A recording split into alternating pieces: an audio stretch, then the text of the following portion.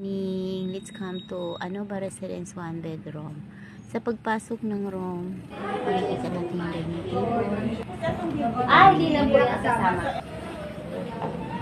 And then, dito sa dining area, andito yung kwarto. Ayan.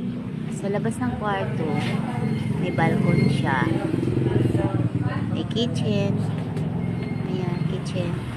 Pwedeng buksan kung mausok na. Bathroom. Ayan po.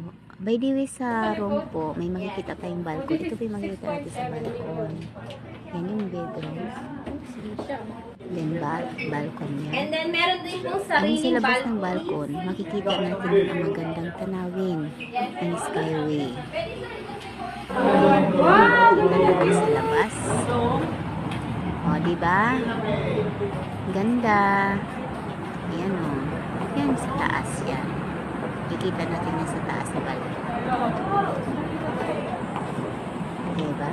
Pag mahulog yung phone ko,